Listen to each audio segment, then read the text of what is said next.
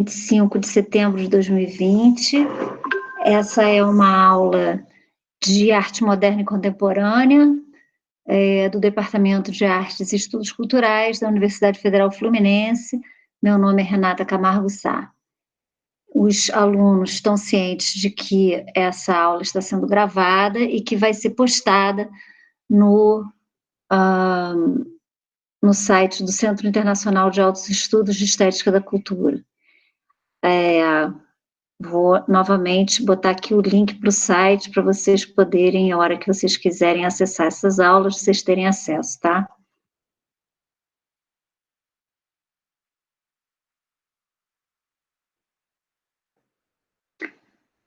Bom, hoje a gente ficou de tratar de algumas questões. Se vocês puderem aparecer com as caras de vocês, ao invés de ficarem só com os ícones, é preferível, porque aí eu sei que vocês estão aí, eu consigo me comunicar melhor com vocês.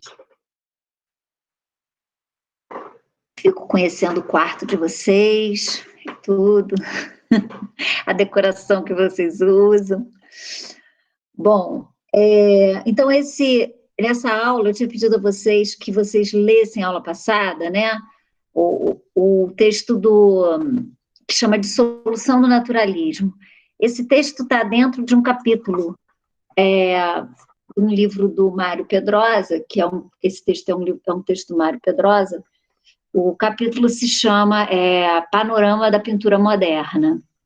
E aí tem alguns elementos nesse texto que eu queria debater mais profundamente com vocês, porque eu acho que esse texto, ele é incrível, eu acho esse texto incrível, porque o Mário Pedrosa, ele é um crítico de arte brasileiro, inclusive o Áureo, nosso colega, professor Áureo, ele fez, acho que a dissertação de mestrado dele sobre o Mário Pedrosa, ou sobre críticos de arte no Brasil, e o Mário Pedrosa era um dos temas principais da dissertação dele. E o que é incrível é que uma pessoa que está relativamente deslocada, né, que estava aqui no Brasil, deslocada do lugar onde era meio que o centro da produção artística do século XIX e XX, ele conseguiu ver com uma clareza que eu não vejo nenhuma descrição tal como a dele, feita pelos críticos e historiadores europeus. Mesmo os melhores, como o Argan, que é um super historiador italiano, né? Ele não explica essa questão da emergência do modernismo, da passagem da pintura mais clássica para a pintura moderna, que se dá ali no início do século XIX, como eu falei na aula passada com Goya e com o Constable. Ele explica isso de uma maneira muito interessante, e é um pouco mergulhar nesse universo, né, que eu queria fazer, esse mergulho nesse universo que eu queria fazer hoje. Então, se vocês estiverem com o texto aí, eu peço a vocês que abram para a gente poder ir estudando um pouco esse texto e vendo as imagens para ficar mais claro para vocês o que eu quero dizer e o que ele quer dizer com essas afirmações que ele vai fazer. Bom, a primeira de todas vem na própria página 142, que é onde começa o texto, né? Onde ele fala assim, vai ser fácil para vocês acharem porque já estão marcados por mim, né? Então ele fala assim, podemos admitir que a partir do romantismo, no século XIX, a evolução artística se deu no sentido contrário ao naturalismo. Então, isso já é como ele começa, o primeiro parágrafo desse segmento de texto que se chama de Solução do Naturalismo. Então, ele vai explicar aqui como que essa dissolução do naturalismo se deu e como que o romantismo foi responsável por essa transição de uma pintura mais clássica para uma pintura mais moderna, né? Então, ele vai falar assim...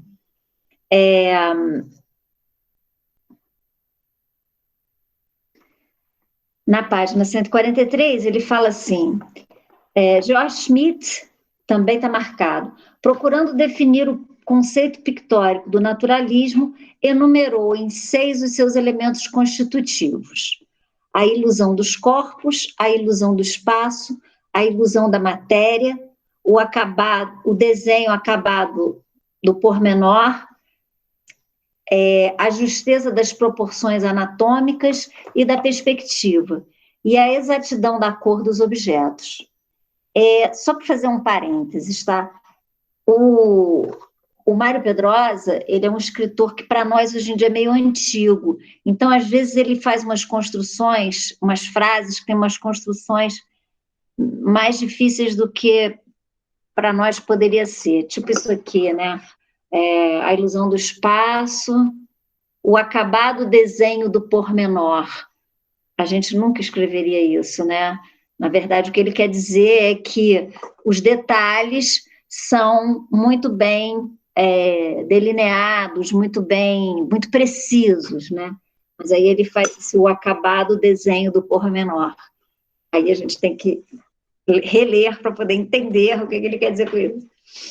Então, isso aqui já é ótimo, porque isso aqui já é um resumo do que é o naturalismo, que é muito interessante, porque é exatamente isso. Vocês que tem vários alunos nessa turma que também estão em outras turmas minhas, então fica mais fácil entender o que eu estou falando, porque eu falo isso nas várias turmas, né? A questão do naturalismo, por exemplo, é uma delas, né? Essa questão do desenho, o predomínio do desenho sobre a pintura, né? E o ilusionismo, ele fala que a ilusão dos corpos, a ilusão do espaço, a ilusão da matéria, né? Então, são todos esses elementos que geram uma ilusão óptica, né? A gente usa, a palavra que a gente usa em história da arte é trompe-l'œil, que é uma expressão em francês. É assim.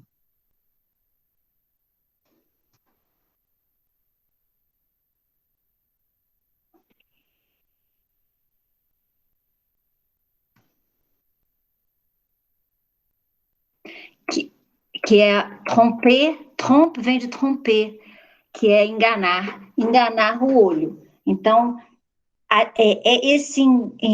esse engano do olho, ele vem dessa ilusão de que o que está ali, de verdade está ali, quando na verdade não está, né? É só uma cópia, uma mimese, para usar a palavra adequada, é uma mimese do mundo, da realidade, né?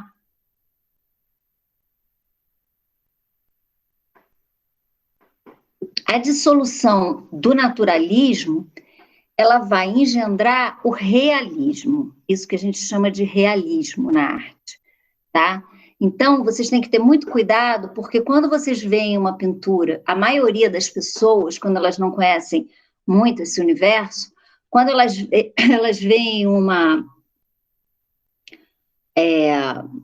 pintura realista, aliás, quando elas veem uma pintura naturalista, quando elas veem uma pintura como essa aqui, por exemplo, deixa eu pegar aqui.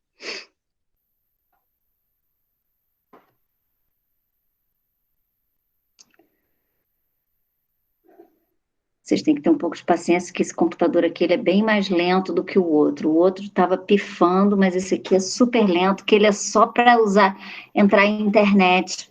Aquele pequenininho que eu costumava levar para aula. Nem sei se vai ser possível fazer isso que eu estou querendo. Vamos tentar, né? Pior que aqui só mostra coisa, não mostra imagem. Peraí. Aqui.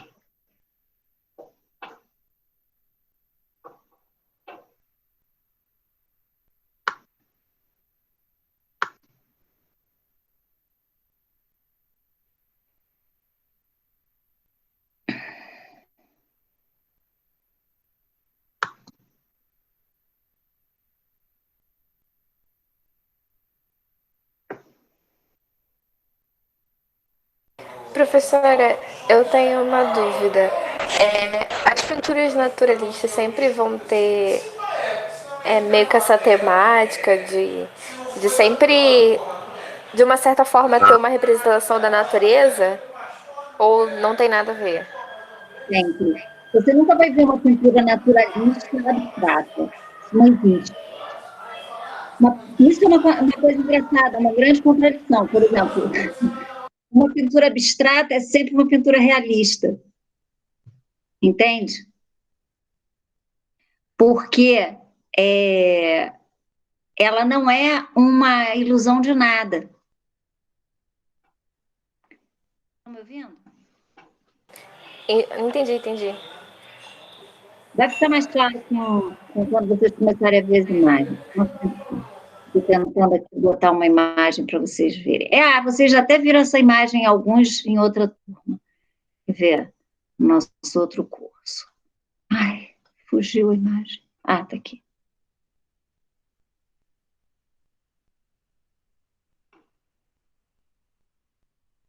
Se ele aguentar até o fim da aula, gente, a gente vai sim.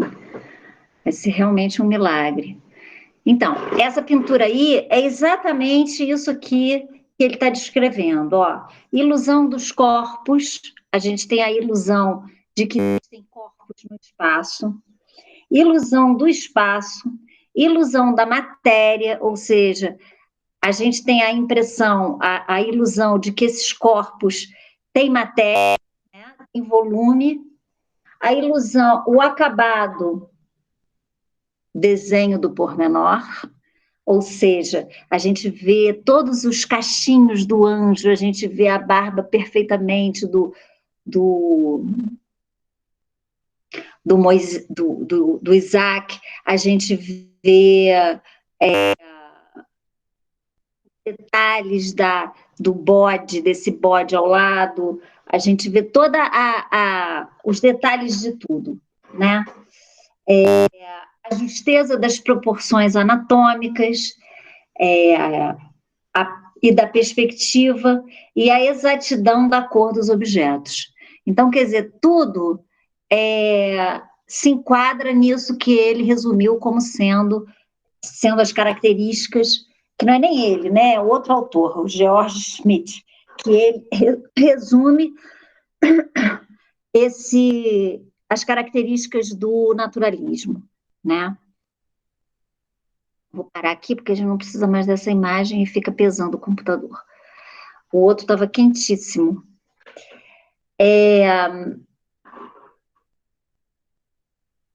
Então, e aí quando a gente tem a substituição desse modelo de visualidade, dessa estética, desse tipo de arte, vocês podem chamar isso do que vocês quiserem, que a gente denomina naturalismo, porque é uma mímese da natureza, né? Idealizada, eu sempre explico isso 500 vezes, quem já assistiu a minha aula vai estar ouvindo isso pela 10ª vez, esse tipo de coisa é uma coisa idealizada, não é a forma como a gente vê de fato, é a forma como o artista mimetiza, idealizando o que ele vê. Isso aí vai se transformar, justamente no início do século XIX, vai ser abandonado, vai ser dissolvido. E aí, como que vai ser dissolvido, né? Aí ele continua no texto. A história da pintura europeia, de Delacroix a Picasso, não é outra coisa, precisamente, senão o desmantelamento progressivo do naturalismo. Com efeito, continua naquele mesmo parágrafo, tá? Quem está com o texto aí pode acompanhar. Com efeito, só a pintura ao ar livre liquidou com 3 dos componentes do naturalismo: o acabado dos detalhes, a ilusão da matéria e o absoluto da cor dos objetos, atingindo gravemente a ilusão do corpóreo.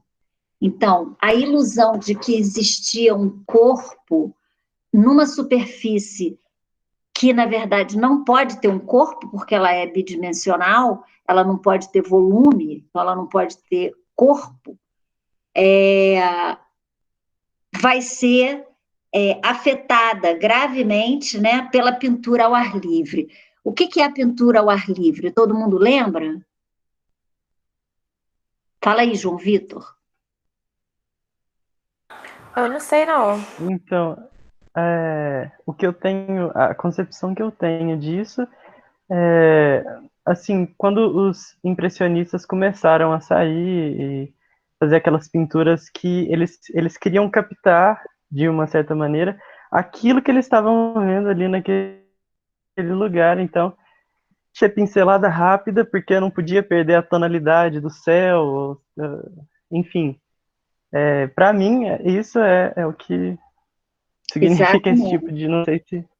Exatamente. E alguém falou aqui, Carolina, que ela lembra que eu usei a expressão pintura en plein air. Vou escrever aqui de novo para vocês lembrarem. Que em arte é um campo meio besta, né, gente? Vocês já notaram, né?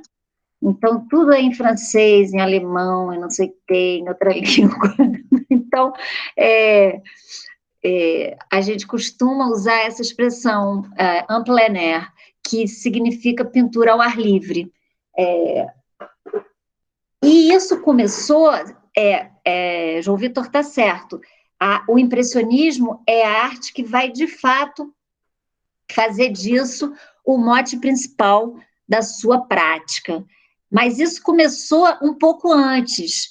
Isso começou justamente com a pintura do Constable. Por isso que eu gosto sempre de falar do Constable. E eu sou uma das poucas pessoas que fala do Constable, porque o Constable, como ele era um pintor muito pouco importante na época que ele trabalhou, porque na época que ele vivia, existia ele e um outro pintor que era, assim, absolutamente famoso, que era o Turner. Eu vou escrever aqui para vocês. Hoje, na aula de manhã, até eu mostrei o Turner.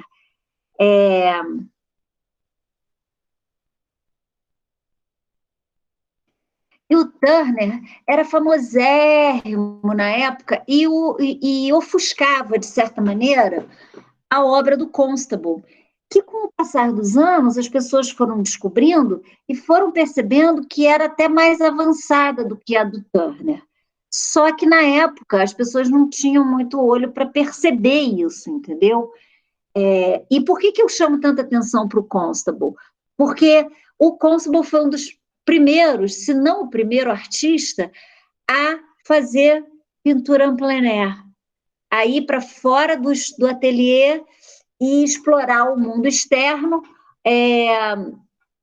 para capturar essas imagens fugidias, efêmeras do mundo, né? Talvez a razão pela qual o Constable não seja não tenha a importância devida dada a ele, né? Talvez isso não tenha acontecido, porque as pinturas que hoje a gente considera sendo as pinturas que formam a obra-prima do Constable, eram na época consideradas esboços e não pinturas acabadas. Então, e o esboço, de certa forma, era uma coisa que os artistas tinham um certo costume de irem do lado de fora, fazer um esboço rapidinho do que eles estavam vendo, levar aquele esboço para dentro do ateliê e terminar dentro do ateliê. Qual a diferença desses artistas para o Constable? É que o Constable nunca terminou esses esboços. Ele apresentava esses esboços como esboços, não como obras acabadas, porque eu acho que ele tinha um certo medo da reação das pessoas, porque as pessoas nunca tinham visto coisas desse gênero, né? Ninguém apresentava um esboço como se fosse uma obra acabada. Para nós, hoje em dia, é a coisa mais normal do mundo. A gente se identifica muito mais com a obra do Constable, justamente porque ela tem esse inacabado. Eu vou mostrar uma obra dele aqui, para quem não estava na aula de manhã, para poder relembrar também, porque a gente já viu isso no curso ano passado.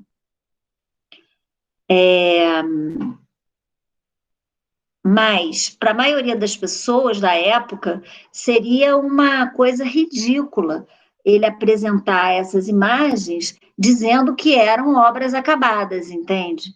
Então, ele não mostrava. E, por outro lado, essa prática de esboçar era muito comum na arte, sempre foi muito comum, né? A diferença era que o Constable não tratava aquilo como esboço realmente, entendeu?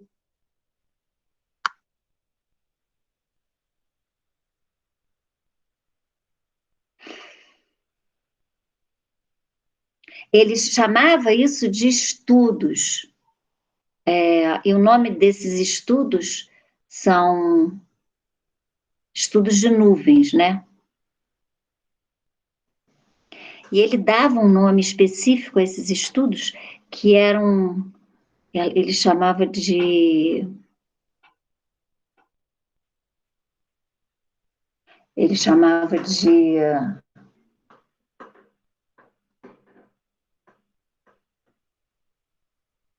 Skying. Vou botar aqui.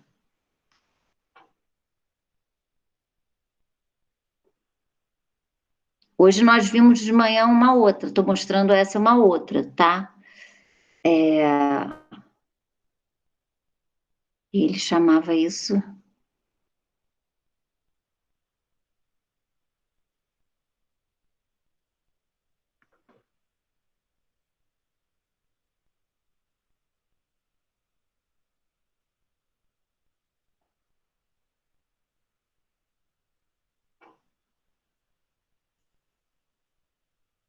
Esse é um esboço, professor?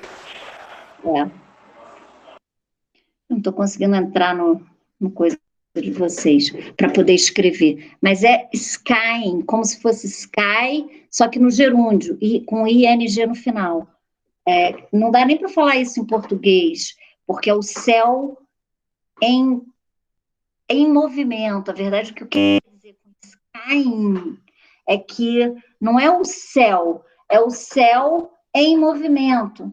Então, quem estava na aula de manhã estava falando justamente disso, desse caráter dinâmico da realidade e como que os artistas, a partir do início do século XIX, começam a se interessar em capturar essa dinâmica da realidade, muito mais do que de capturar a realidade ela mesma. Eles queriam capturar a experiência dessa dinâmica, a experiência da realidade, que é dinâmica, mais do que capturar a realidade ela mesma. Renata, eu só queria fazer aqui um comentário que é interessante. Assim, eu estava vendo os outros do Constable, né? E comparando com a figura que você colocou antes, é uma coisa interessante que eu acho que o Pedrosa não fala, que é, assim, você perde o ponto de fuga, né? Aquela outra imagem, tipo, tem um ponto de fuga claramente, que é uma coisa que você sempre fala, né? Você entra na pintura e tem como sair dela. E aqui, assim, você entra ou não entra, na verdade, né? Você não entra na pintura. Você não entra. Porque, veja bem, você não... Primeiro que você não é convidado a entrar, tá? Porque isso aí é muito interessante entender isso. Porque, na verdade, você não entra porque aquilo vira uma tela. Como ele chega muito ele vai chegando, a pintura toda do século XIX é uma busca por uma aproximação do plano da tela, dela ficar o mais planar possível. O que quer dizer o mais planar possível? Evitar ao máximo a ilusão de volume e de espaço tridimensional, que é o que tem na pintura de perspectiva, que é o que tem na pintura clássica, como aquela do Caravaggio que eu mostrei para vocês um pouco antes, que é a qual você está se referindo. A pintura moderna, característica principal da pintura moderna é chegar na pintura planar, que só vai conseguir chegar lá o Jackson Pollock. Então, quando você olha o Constable e o Jackson Pollock, você entende perfeitamente todo o caminho da pintura moderna. Por isso que não dá para entrar, porque ele já está dentro, o artista está dentro desse mundo e está pintando de dentro, que é muito difícil esse procedimento, principalmente nessas telinhas, que essas telinhas são desse tamanho. As telinhas têm 25 centímetros, 20 centímetros, elas são muito pequenininhas. Uma coisa é você pintar isso em larga escala, grandes, telas grandes. Outra coisa é você pintar isso pequenininho, entendeu? É bem mais difícil. Mas aí o que acontece? Se a gente voltar para o processo histórico, mas é exatamente isso, Maria. Não tem entrada. Não tem entrada porque ele começa a criar essa que a gente chama de teia, né? A teia do Jackson Pollock, essa web. Vocês lembram do Jackson Pollock, não lembram? Ou querem que eu mostre? Alguém quer que eu mostre? Quer, né? Espera aí. Vocês têm uma memória, hein, cara? Então, na verdade, a pintura do Constable, ela vai culminar lá na pintura do Pollock. Vai chegar lá uma hora, entendeu? O outro texto que a gente vai trabalhar, que é o texto do Clement Greenberg, ele fala sobre essa transição como sendo uma transição que tivesse começado com o Manet. Tanto que o texto é de Manet a Pollock, né? A tese dele é que a arte moderna acontece de Manet a Pollock. Eu estou trazendo essa tese um pouquinho anterior, porque eu acho que já no Constable a gente já começa a ver esse problema, já na pintura romântica. Esse problema é um problema da pintura romântica, que vai começar a pintar de dentro, né, de dentro do mundo. Estou buscando aqui a pintura do Pollock.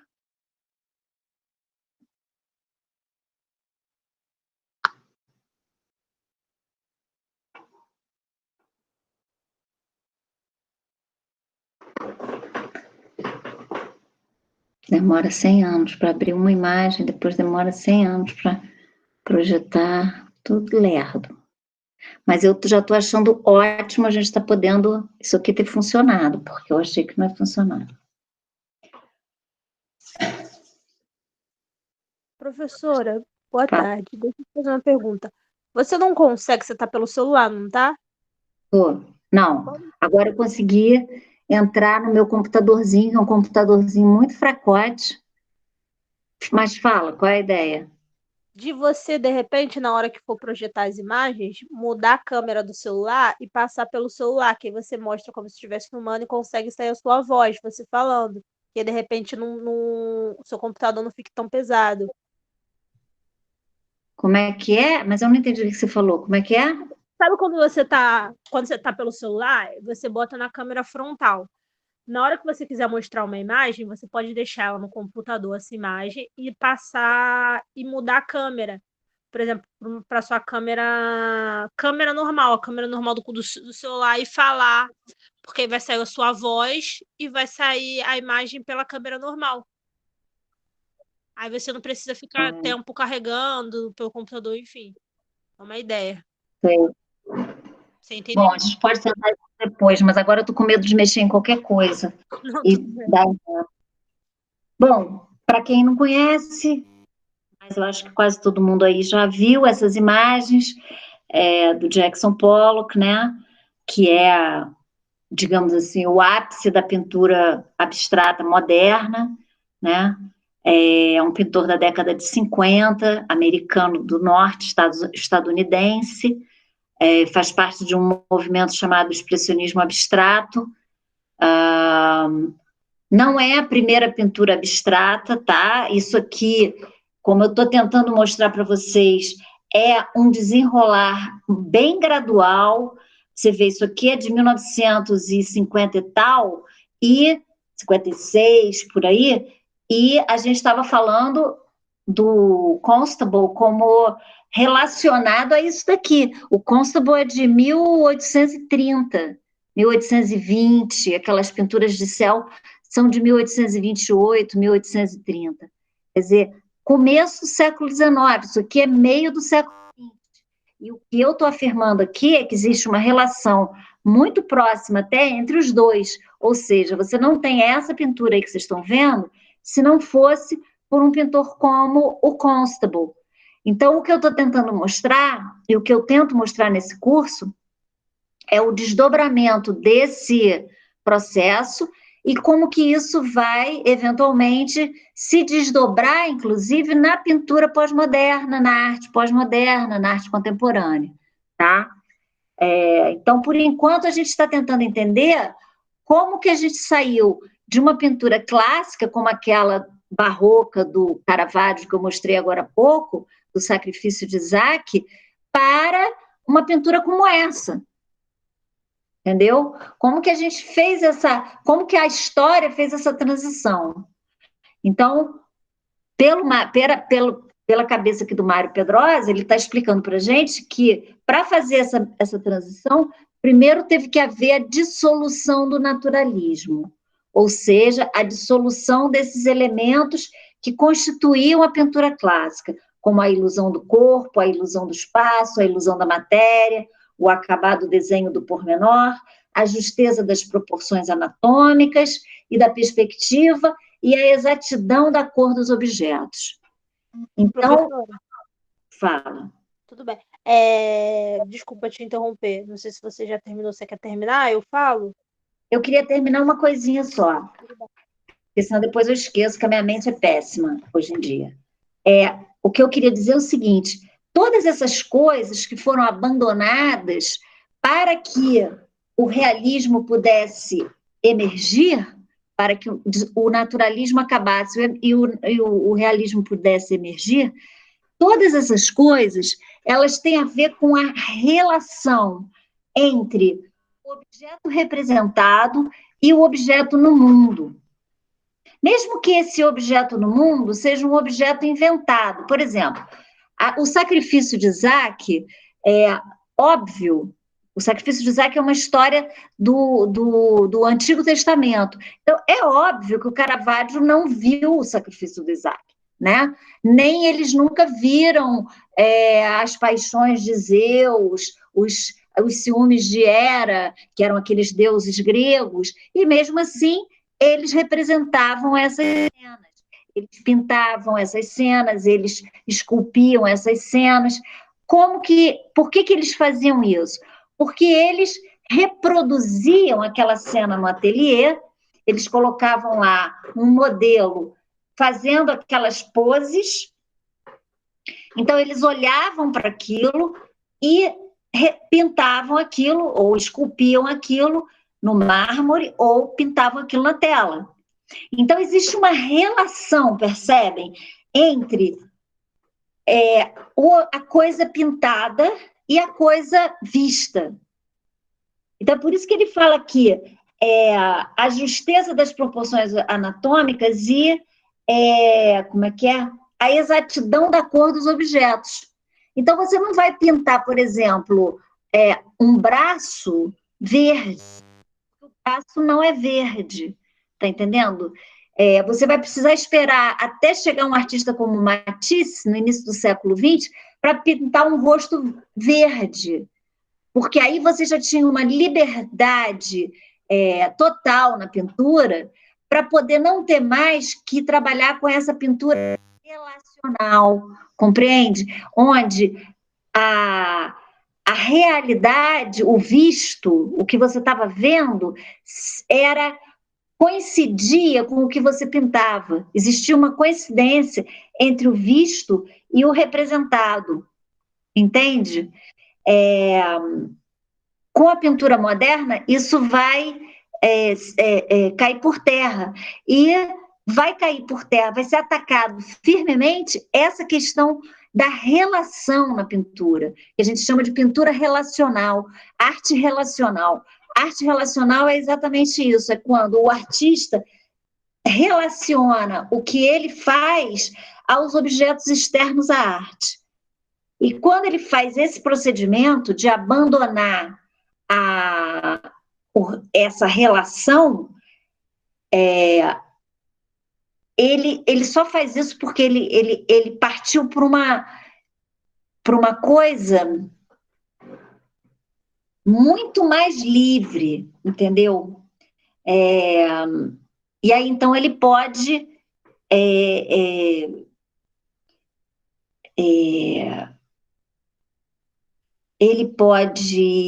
colocar uma ênfase muito maior no objeto de arte do que na relação entre o objeto de arte e a coisa no mundo. Porque o que está por trás disso, que é muito importante, é que o objeto de arte ganha um valor nesse momento que ele nunca teve. Algumas pessoas chamam de arte pela arte, mas não é necessariamente arte pela arte isso. O que se dá, na verdade, é que o objeto de arte ganha uma preponderância ontológica. A expressão talvez seja essa. Ele ganha uma realidade ontológica que ele não tinha antes. O que é ontológico? Alguém sabe?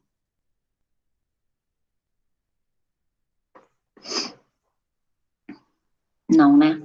Então, ontológico é o estudo do ser. O objeto de arte, como antes ele era uma mímese da realidade, ele era uma espécie de cópia da realidade, uma representação da realidade, ele não era considerado como um ser propriamente.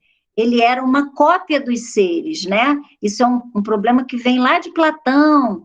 Platão que dizia que a arte era menor do que a realidade, porque a realidade estava vinculado ao ser, estava vinculado à ideia. A ideia da realidade, o que vinha antes da realidade para Platão era o conceito de realidade, a ideia da realidade. E a arte para o Platão estava muito distante da ideia, porque afinal de contas ela era uma cópia da realidade que em si mesmo já era uma cópia das ideias. Então ela era uma cópia em segundo grau, entendeu? Então ela era enfraquecida em sua ontologia. O ser dela era uma coisa fraco, porque estava muito longe do que era o ser verdadeiro, entendeu? Que era a ideia, a essência das coisas, né? Porque o Platão achava que a ideia era a essência das coisas. Então, a arte, como ela estava muito afastada dessa essência, quando ela era representação, quando ela era mímese, ela tinha sua ontologia enfraquecida. Então, quando ela galga essa posição de coisa no mundo, ou seja, quando ela não mais representa o mundo, mas ela se torna uma coisa no mundo, por isso que a pintura abstrata é muito importante, porque ela não representa nada, ela é uma coisa, um objeto no mundo, ela também galga um degrau a mais na ontologia dela, ela fica mais próxima dessa ideia de ser, de um objeto que a gente chama de um objeto autônomo, né? De um objeto que não depende mais de nada exterior a ele, tá? E esse é um pouco o tema central aí do texto do Clement Greenberg que a gente vai ver nas próximas aulas. Bom, alguém ia falar. Quem era? Érica? Sim, era eu. Só para fazer, você acabou explicando meio. O que você ia perguntar?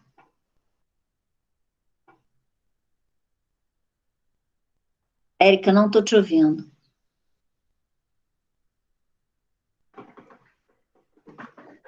Ela deve ter... Tá me ouvindo? Agora estou. Tá. É que na aula de manhã, na semana passada, você fez analogia dessa jornada, né, com Picasso e o Basquiat, que aí você falou sobre Não, Picasso. Basquiat não falei dele. Não sei se você citou, né? Não sei, você falou sobre o. Esqueci o nome dele, você acabou de falar dele. Você, Um Pollock. do Pollock, e aí alguém perguntou sobre o Basquiat, você falou que também estava nessa jornada de transição de um para o outro, sabe? Aí era só esse ponto mesmo. Não, eu não me lembro de ter falado do Basquiat. E o Basquiat é um artista muito mais contemporâneo que não está nessa jornada, tá? O Basquiat é um artista da década de 80, 90, não é dessa geração, é um pouco posterior, é posterior à pop, inclusive, o Basquiat. Então, a gente vai chegar lá, mas ainda não chegamos nesse momento, tá?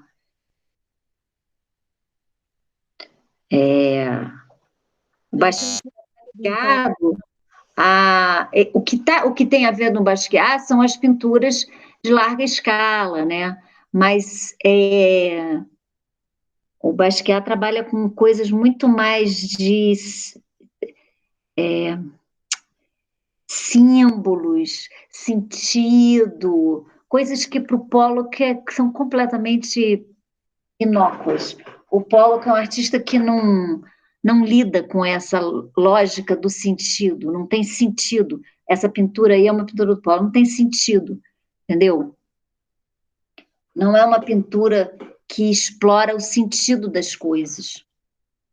É uma pintura que explora a percepção das coisas, a sua percepção, como é a sua percepção do azul, do verde, do rosa, das cores, da trama, das linhas. É isso que ele explora, não o sentido dos símbolos.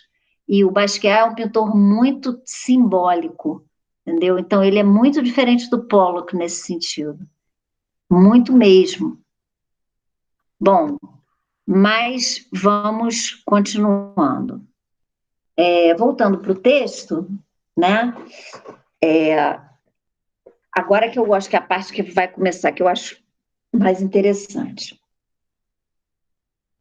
Ele fala assim, então, da pintura ao ar livre.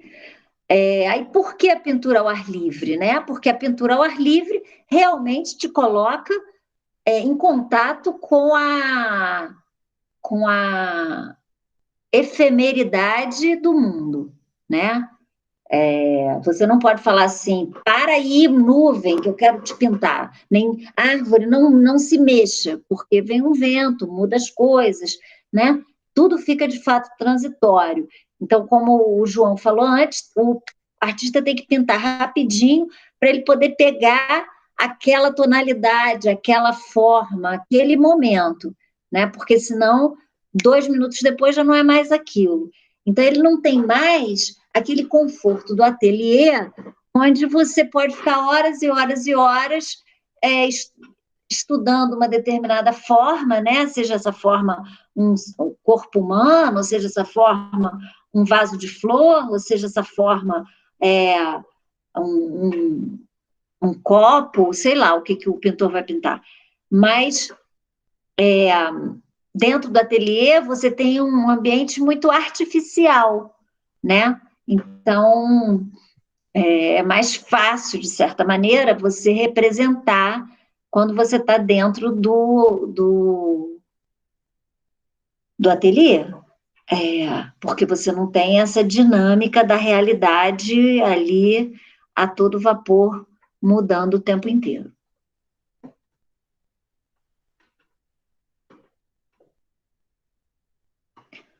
Bom, aí continuando.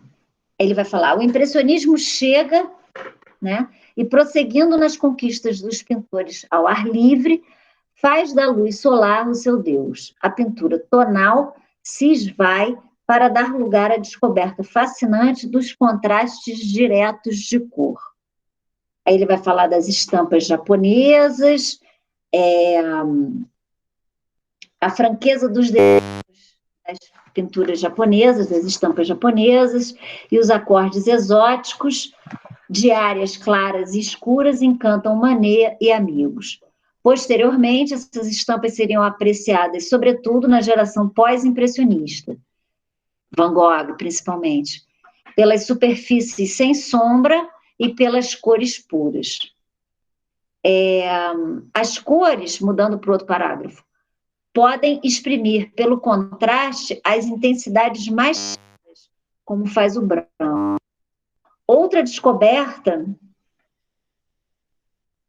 sensacional é que as sombras não são absolutas, podem ser dadas pela cor.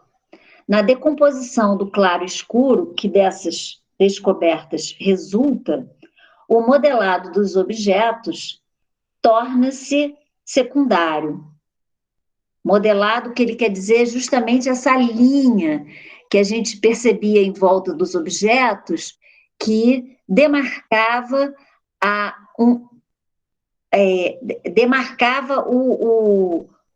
um objeto do outro, né? A separação entre uma coisa e a outra.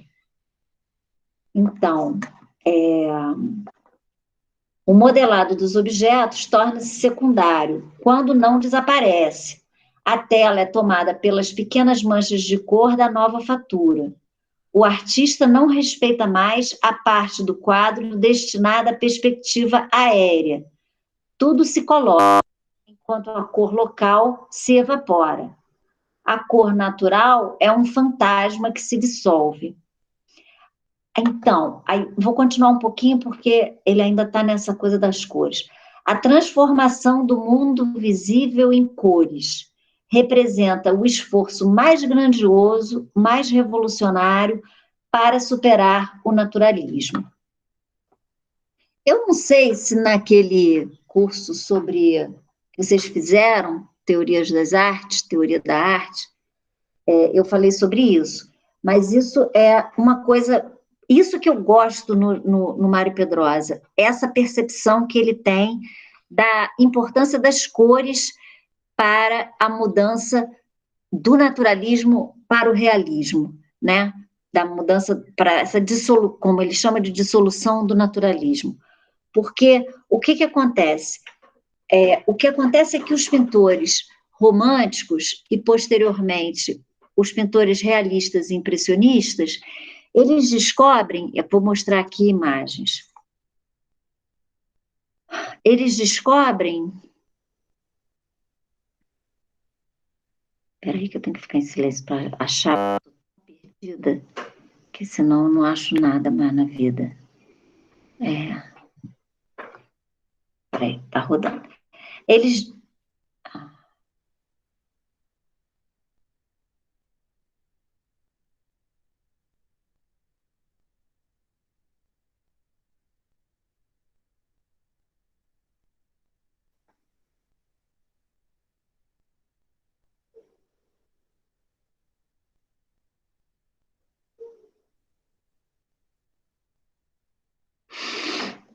Deve estar impressionismo, realismo, peraí.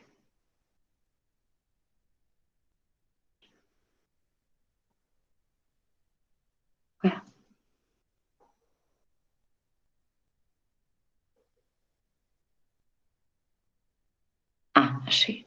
Ui.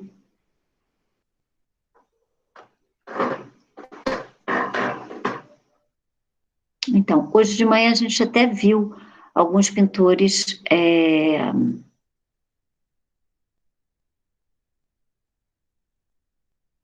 realistas. Eu mostrei para vocês uma pintura do Corot e mostrei uma pintura do Courbet. Vou mostrar de novo aqui. Vou mostrar uma outra pintura do Corot.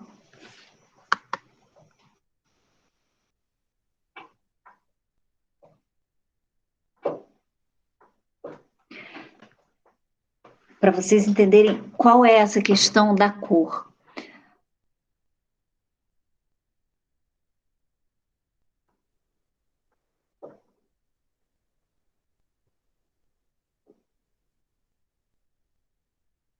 Tá vendo?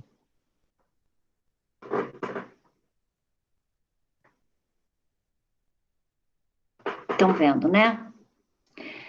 Então, o que acontece aqui? A gente começa a perceber que esses artistas, eles começam a se interessar, começam a descobrir que eles podem substituir o volume, dependendo da maneira como eles lidam com a cor, eles podem dissolver o volume, que é o problema, é uma das coisas que eles querem acabar, é com isso que a gente chama de volumetria, porque a volumetria, ela é o quê? É um volume, por exemplo, isso aqui é um livro, né? Então, esse volume do livro, ele está no espaço. Esse copo é um volume, ele está no espaço, né? Essas coisas, quando elas estão no espaço real, tudo bem, mas quando elas estão na pintura, elas geram um problema, porque para o pintor moderno, porque elas passam a ser uma ilusão e não mais a realidade. Elas são quando eu pinto um copo, eu faço uma ilusão do copo, e não é o copo ele mesmo, né? E como eles querem acabar com essa pintura relacional, né? É claro que nada disso está tão claro para eles assim. Eles estão pesquisando coisas, né? Eles começaram a pesquisar essa pintura ao ar livre. Como é que deve ser pintar diretamente o mundo, ao invés de ficar preso aqui, confinado no meu ateliê, nessa segurança do meu ateliê. Aí, de pintar diretamente o mundo, eles começam a reparar que, na verdade, o mundo não tem aquele acabamento. Quando a gente está experimentando o mundo, ele não tem aquele acabamentozinho todo perfeitinho. Eles começam a perceber também que as cores não são... O verde tem milhares de tonalidades e ele se mistura, essas tonalidades se misturam. Elas não estão perfeitamente contrapostas na realidade, compreendem? E aí eles começam a estudar como é que essa mistura se dá. Como é possível essa mistura se dar sem eu fazer essa mistura na paleta? Sem eu pegar um verde claro e misturar com um verde escuro e dar um verde médio, e aí eu aplico na tela. Como é que eu faço para colocar, para chegar num determinado verde, sem necessariamente misturar um verde com outro, então um verde com preto para chegar a um verde escuro, ou misturar um verde escuro com branco para chegar num verde claro? Como é que eu faço para chegar nessa mescla das cores que existem na natureza, sem necessariamente misturar anteriormente na paleta? Esse é um problema que os artistas vão se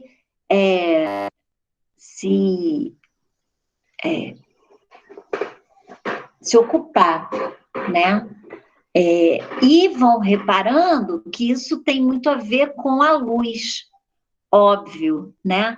Se, por exemplo, uma coisa que está na frente, se o ponto de luz está aqui e essa coisa está perto desse ponto de luz, ela vai estar mais clara, ela vai receber mais luz, ela vai ser mais branca, né? Do que uma coisa que está aqui, um pouco mais atrás.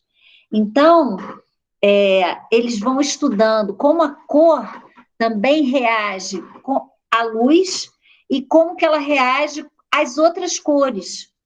Se você colocar um azul do lado de um amarelo, o que acontece? Se você colocar um verde do lado de um amarelo, o que acontece? Se você colocar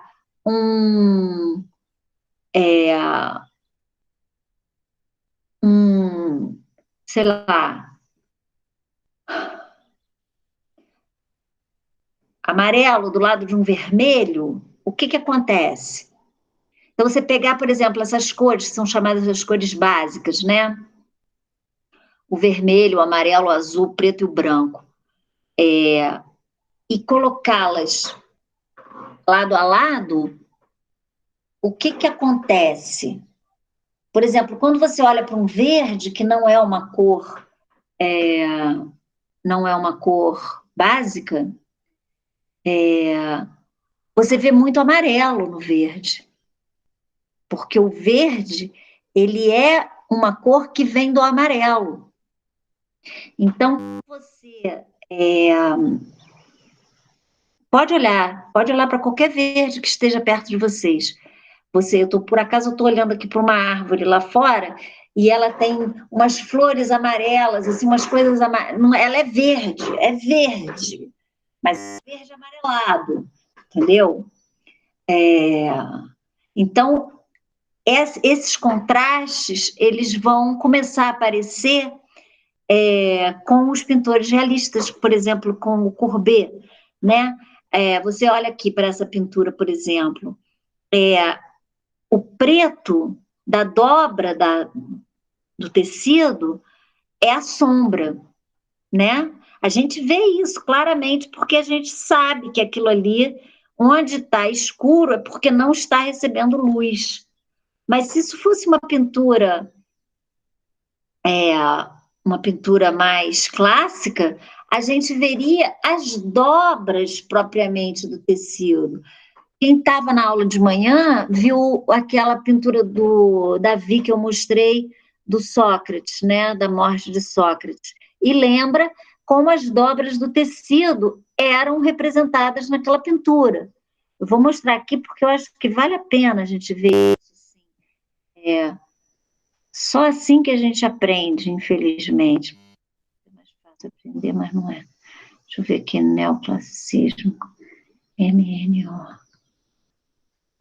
Aqui. Como é que não dá para botar duas imagens ao mesmo tempo? E aí a gente podia comparar. Demora também mais porque está saindo do meu disco rígido, que é um drive externo. Aí ele tem que ler, entender. Parará, parará, parará. Quer ver? A morte de Sócrates. Vou botar a mesma imagem, porque aí quem viu vai entender o que eu estou falando.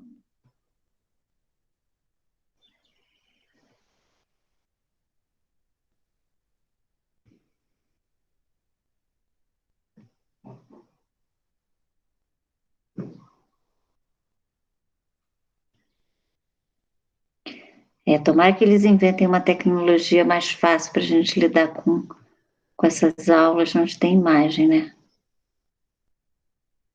Ó, olha como é que a dobradura, né, as dobras dos tecidos, elas aqui são diferentes daquelas dobras do vestido daquela moça.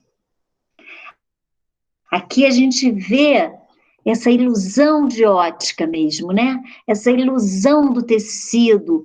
Em alguns casos você vê até que um tecido é mais grosso do que o outro, às vezes você vê a transparência do tecido, né? Por exemplo, essa figura vestida de vermelho na frente, esse rapaz mais forte em pé, você vê que o tecido que faz a roupa dele, né, encosta na pele dele, é um tecido mais fino, provavelmente, porque você vê, inclusive, as formas do corpo dele por detrás do tecido.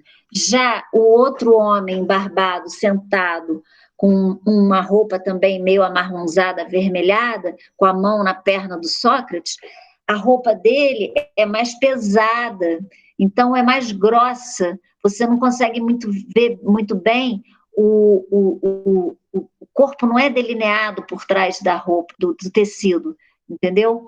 É diferente, a gente consegue ver, inclusive, o peso do tecido, né? A gramatura, não é gramatura a palavra, mas é a espessura do tecido, né? Gramatura é para papel. A espessura do tecido, o peso do tecido. Isso tudo é ilusão. E as dobras do tecido, elas são muito lineares, e por isso que a gente usa essa expressão linear. Elas são muito lineares, então você consegue ver elas vê-las perfeitamente. A mesma coisa com o corpo do Sócrates. Observa só o corpo do Sócrates. Você vê até aquela dobrinha aqui do abdômen, né? Você vê o abdômen todo delineado. Você vê os músculos da perna, né? Da batata da perna, do joelho. Quando você volta lá pro realismo, deixa eu botar aqui de novo.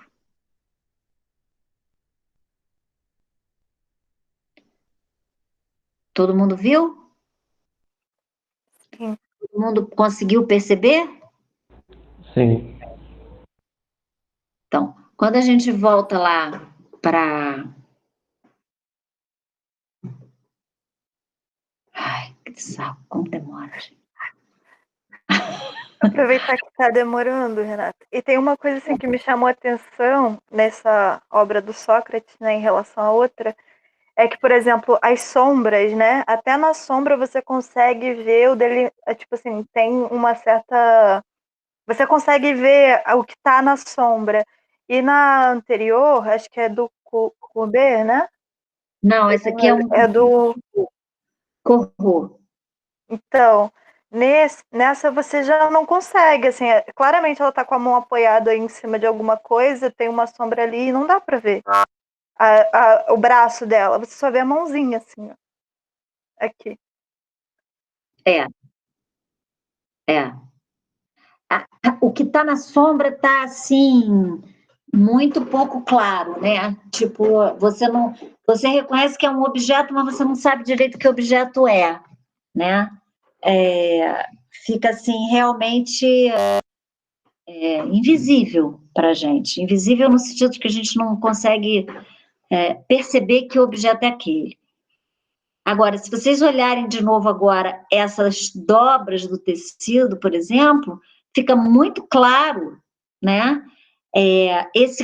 Como esse contraste muito rígido entre o azul e o preto, entre o claro e o escuro, porque na verdade aqui é o contraste entre o que recebe luz e o que não recebe luz.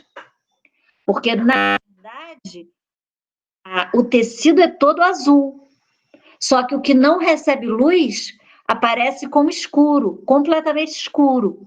E o que aparece como claro é o azul. Por quê? Aí está a grande descoberta dos caras. E essa é a parte mais bacana. Eles descobrem que a cor depende da luz. Se não tem luz, não tem cor. Ou ainda, se não tem luz, é preto, é escuro, né? Então, aquela relação que os clássicos sempre mantiveram do chiaro escuro, que é o claro e o escuro, de novo a gente está dentro do processo das relações, pintura relacional, depois eu vou explicar melhor para vocês essa questão da pintura relacional. Então, esse processo do claro, essa relação do claro com o escuro, que tem a ver com a luz, ela faz com que as cores apareçam. Sem a luz não existe cor. Existe o preto. Só a cor que vai existir vai ser o preto. Compreendem?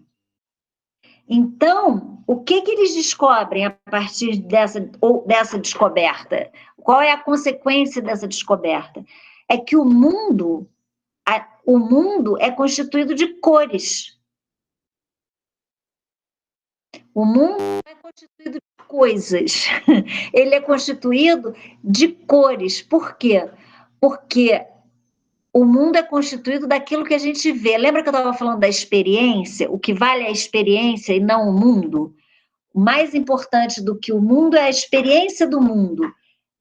Tá? Fica com isso na cabeça. Se mais importante do que o mundo é a experiência com o mundo, aí a gente só consegue ter a experiência com o mundo quando a luz incide sobre as coisas e a gente vê que a experiência que a gente está falando aqui é uma experiência da visão, mais do que qualquer outra, tendo em vista que a gente está falando de pintura, a gente não está falando de uma arte tátil. Veja bem, essa é uma outra questão. Se a pintura é uma experiência da visão, por que deveria a pintura imitar a escultura?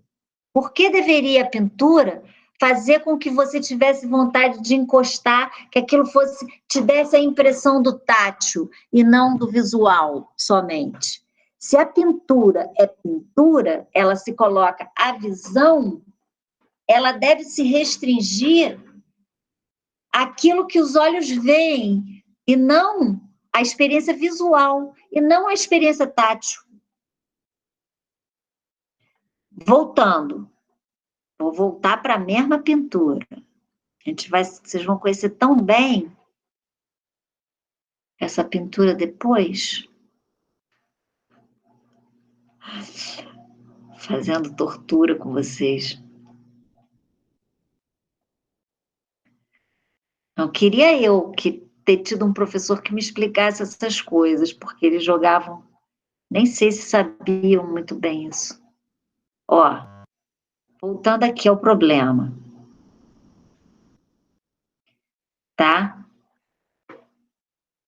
Quando você olha essa pintura, ela é toda tátil. Ela é toda relacionada ao toque. Você tem a sensação de que você pode encostar na corpo.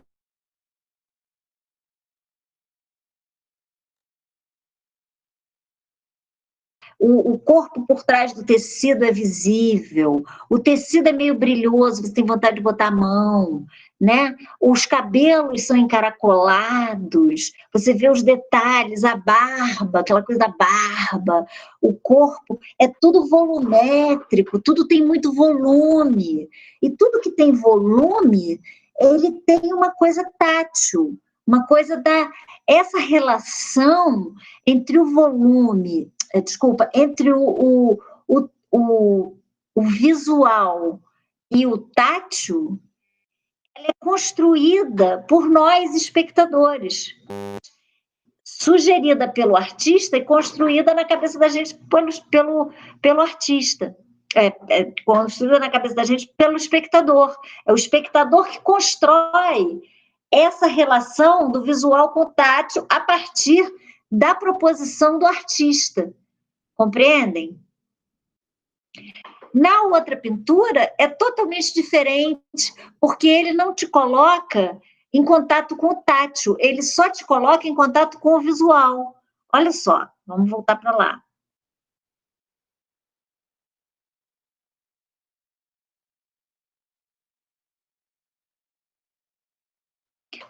Por que ele só te coloca em contato com o visual?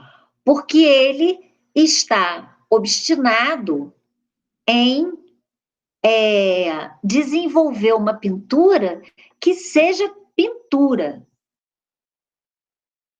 que tenha uma relação com a visualidade, muito mais do que com os outros sentidos.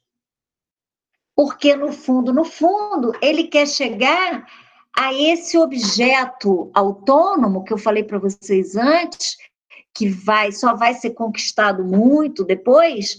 Ele quer chegar a esse objeto autônomo que é fundamentalmente um objeto que se coloca à visão e não ao tato. Se fosse ao tato, seria uma escultura. E é muito... Renata, essa discussão que vai ser travada no texto seguinte que a gente vai ler. Fala, pode falar.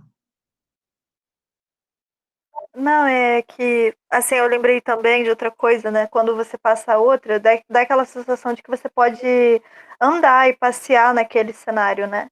E tem uma outra pintura que você me mostrou um tempo atrás, não lembro agora qual é o nome, que é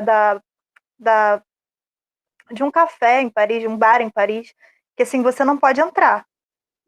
Tá tão cheio que você não passeia nele, né? E eu esqueci agora de... Bar no Folie Bergère. Isso, é esse mesmo. E eu acho que isso é uma diferença, para mim, assim, visualmente é muito, muito grande, assim, essa sensação de que em uma eu posso entrar no cenário, passear por ali, conhecer os personagens, e no outro pode ter milhares de personagens, eu não consigo. não existe esse espaço. Uhum. Isso que você está falando pode ser visto, por exemplo, porque o que faz com que você não possa entrar no espaço é a solução da perspectiva, porque a perspectiva é uma ilusão do espaço, né? É uma equação matemática que produz a ilusão de um espaço tridimensional dentro de uma superfície bidimensional. Nessa pintura aí que vocês estão vendo, por exemplo, se vocês olharem a mãozinha dela ali que está encostada, não a mão que está no queixo, a outra mão que está caidinha assim, que a gente demora a ver que é uma mão, porque ela surge de um buraco escuro, né? Isso aí é falta de perspectiva. Essa estranheza, quando a gente descobre a mão, aquilo fica um negócio esquisitíssimo, porque, na verdade, ela surge de um buraco escuro. Se fosse uma pintura clássica, você veria o braço, a continuação do braço, entendeu? A continuação do braço, Maria, é exatamente a ilusão de que existe um espaço tridimensional, entendeu?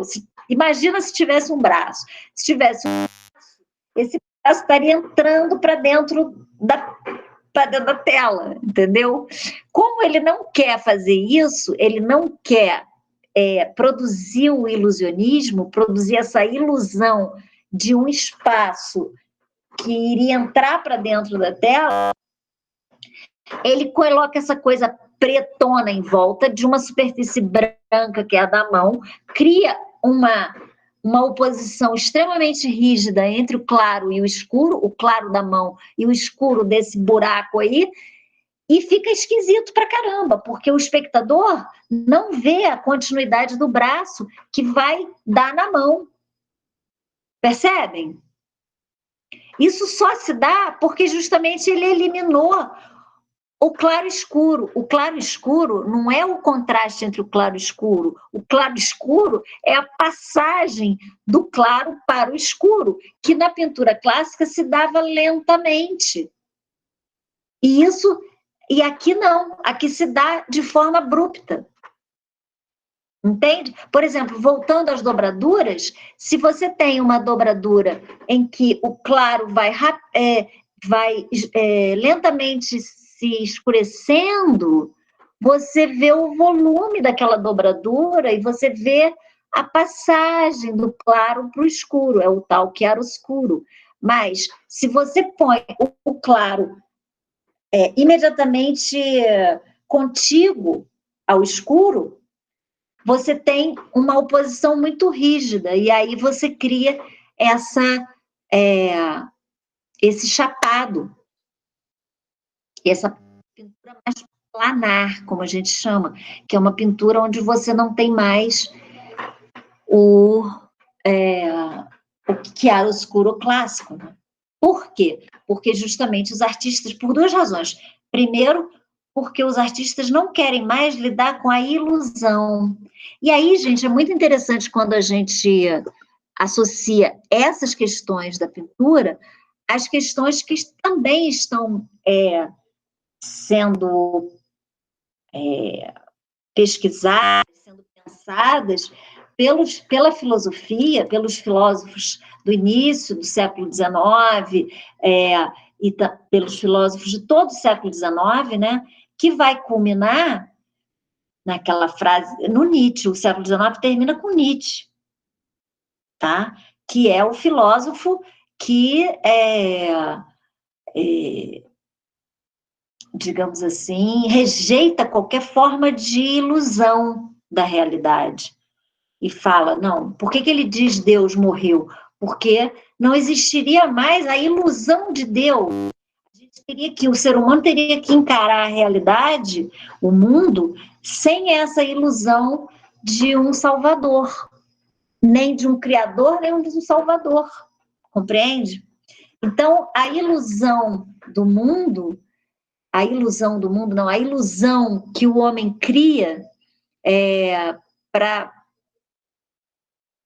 para matizar, e a palavra é boa, matizar, porque, na verdade, o que o chiaroscuro faz é criar matizes. Vocês sabem o que é matizes? É justamente essa passagem sutil de uma cor para outra. Esse matiz. Você tem o azul um pouquinho mais claro, o azul um pouquinho mais... vai indo, e vai ficando cada vez mais matizado, né? Gente, desculpa isso. No interior tem isso, de vez em quando. Vocês estão ouvindo, né? Sardinha na promoção é 10. Vai embora. Tudo bem, aqui em casa também tem o carro do camarão, do...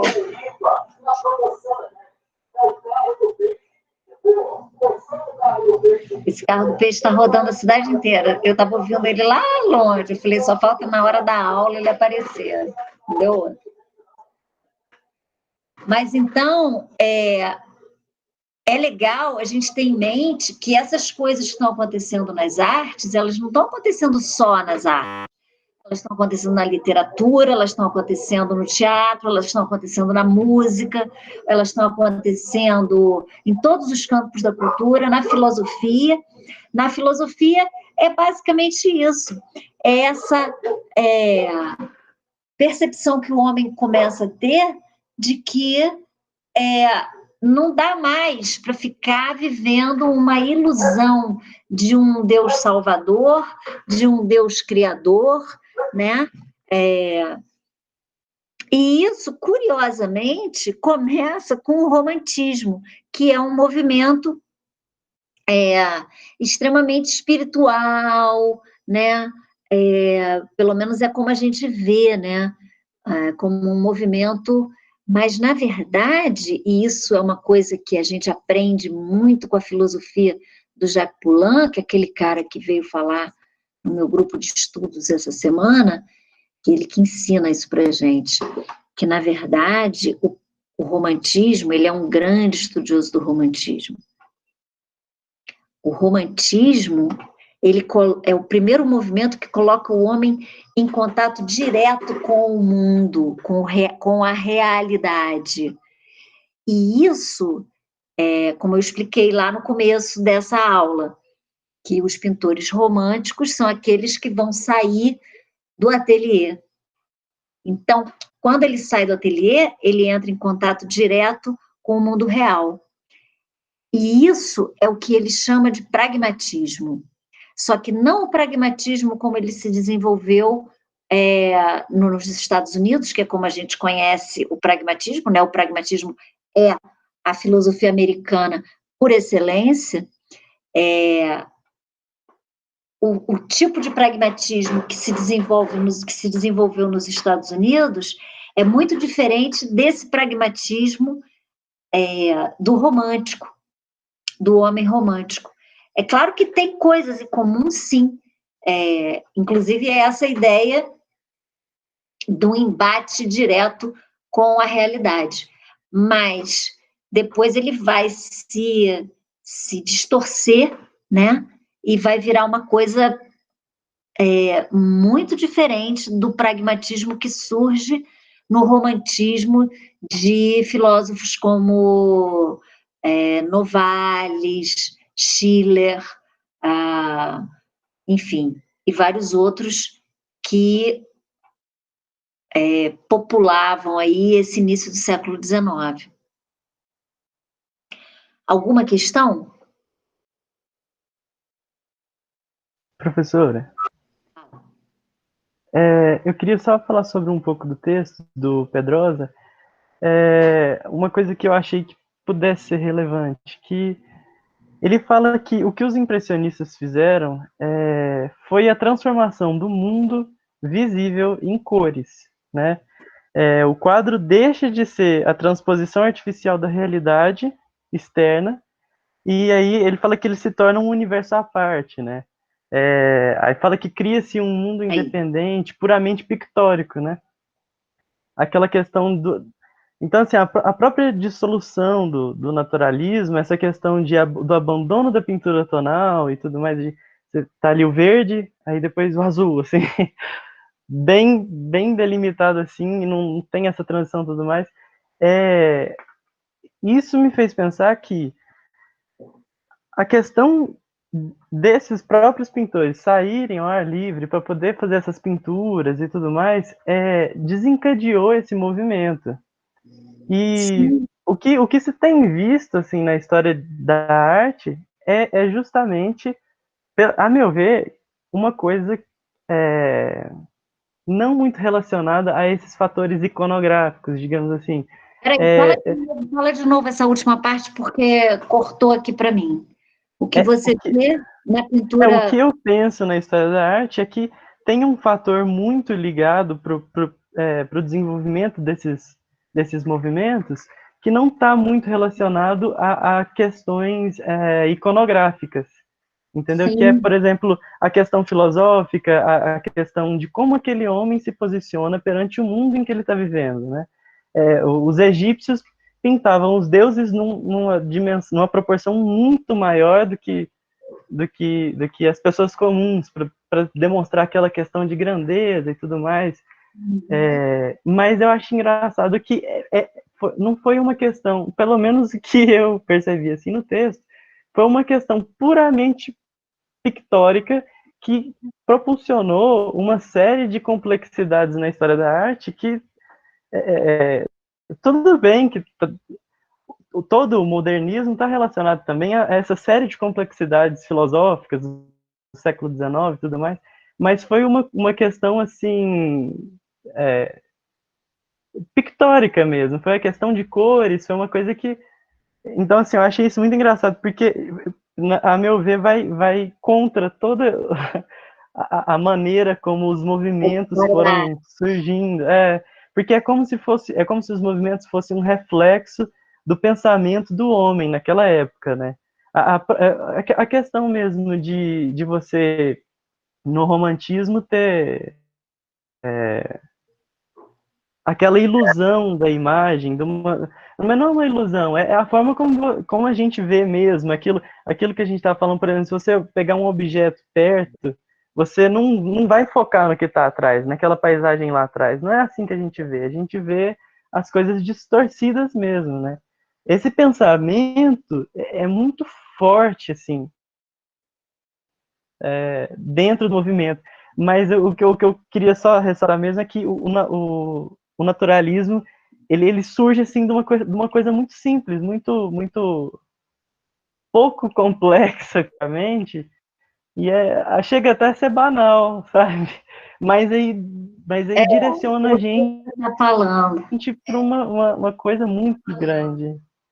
Porque, na verdade, né, João, só parece banal, mas na verdade não é. Porque, na verdade, o que a iconografia, ela, como você bem apontou, ela não tem nenhuma importância para o século XIX, muito menos para o século XX, né? É um problema meio que superado, né?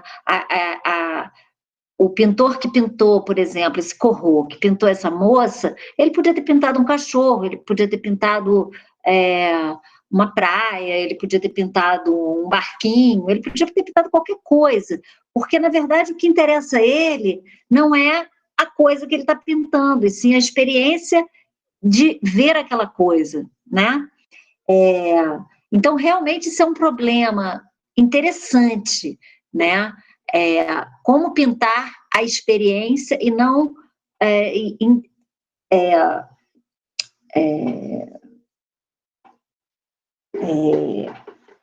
como pintar a experiência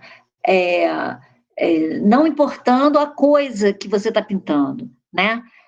Existe, num certo sentido, uma iconografia do século XIX que é a natureza e as coisas banais do cotidiano, né? As coisas que constituem essa realidade cotidiana. Então, você não vai ver muito um pintor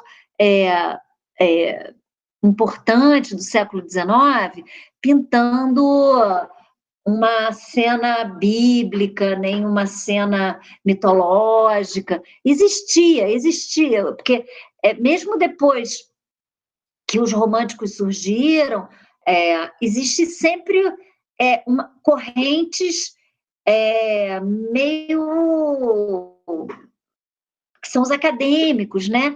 Que continuam por muito tempo mantendo uma pintura acadêmica, uma pintura mais clássica, que pintava, assim, mitos gregos e tudo. Mas a pintura que hoje a gente estuda, que é a pintura realmente revolucionária do século XIX, que é, como eu digo, Goya, Manet, Constable, Courbet, Corot, esses artistas, Cézanne, esses artistas estavam muito mais interessados nessa problemática aí, que parece superar a iconografia tradicional e optar por uma iconografia mais banal, mais da realidade cotidiana, até porque eles estavam tentando pintar a experiência, eles não podiam pintar a experiência de Isaac matando, do sacrifício de Isaac, se eles nunca veriam aquela experiência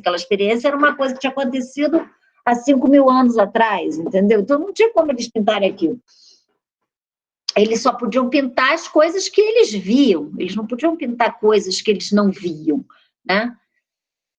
Já que o problema deles era o problema da experiência, da visão. Isso aí, tudo bem. Agora, tem uma coisa que tem na pintura, que é da pintura clássica, que é da pintura, não vou falar pintura acadêmica, porque é pejorativo, mas que é da pintura clássica, que é a questão do sentido, né? Para esses homens anteriores ao romantismo, havia um sentido nas coisas, havia um sentido na vida, que precisava ser expresso pela arte. Por isso que não é tão simplório quanto parece, sabe? É bem mais complexo, porque o ser humano é o ser do sentido, que é muito chato ser assim, porque, na verdade, tudo para a gente imprime sentido. Por exemplo, a comida vira culinária, né? Sexo vira amor, sei lá, reprodução vira maternidade, um negócio altamente complexo, que faz a gente pirar, e aí tem a psicologia, que é para resolver os problemas dos pirados, que são todos, né, pela maternidade, que nunca dá certo. Então, assim, isso tudo é sentido que o ser humano coloca nas coisas do animal homem, né? Porque os animais não criam sentido para nada, eles estão ali, a cadela está ali, largada, pegando um solzinho, entendeu? Não está nem aí. A preocupação delas são só 3. Se alimentar, se defender e procriar. Está entendendo? A gente pega esses 3 sentidos, essas 3 coisas básicas do ser humano, alimentação, procriação e defesa, proteção, né? E transforma a proteção, a gente transforma em arquitetura, né? Por que a gente não mora numa caverninha lá no fim do mundo? Não, aí a arquitetura tem um problema de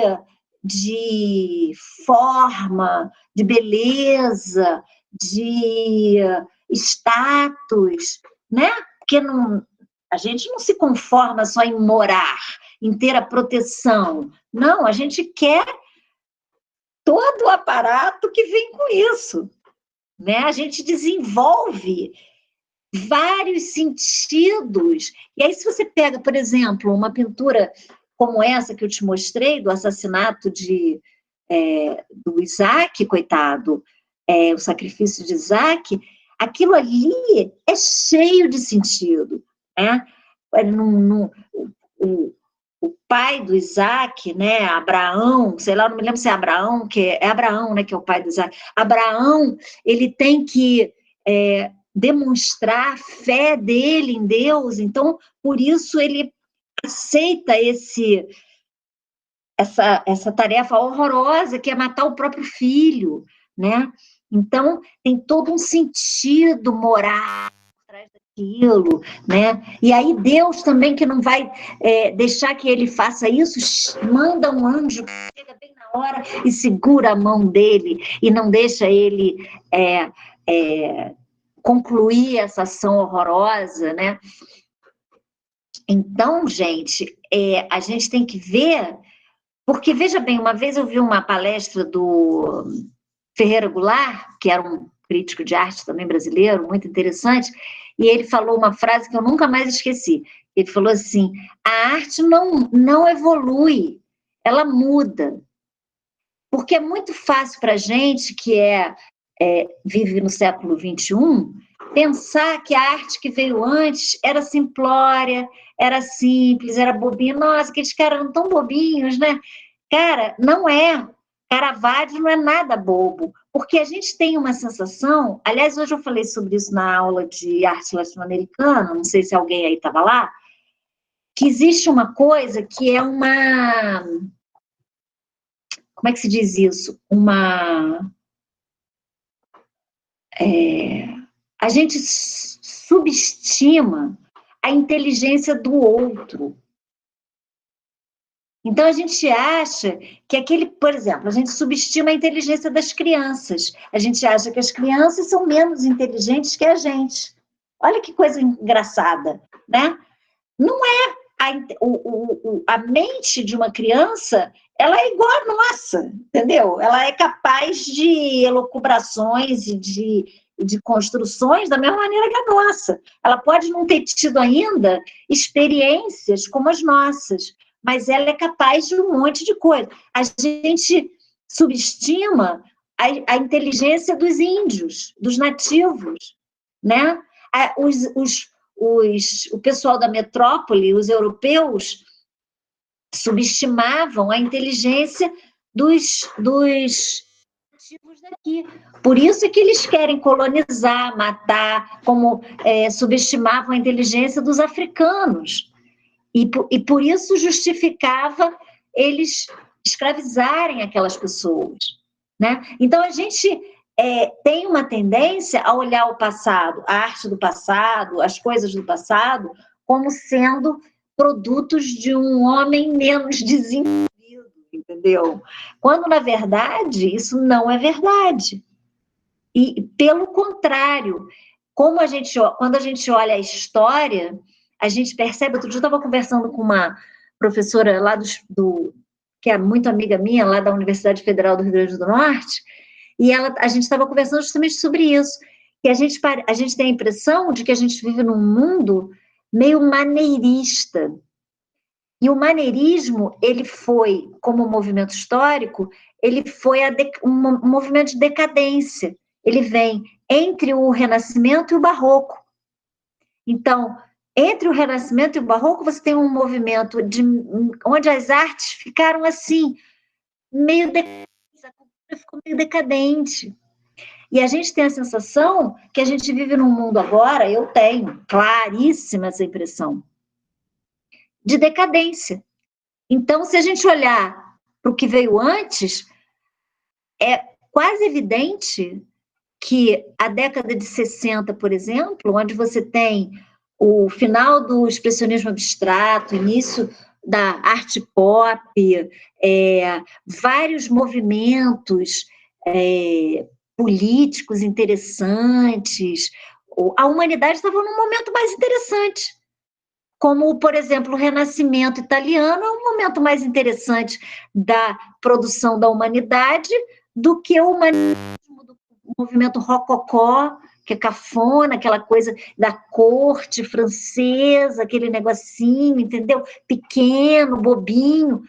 Então, os momentos são... Os momentos históricos, os períodos históricos, eles...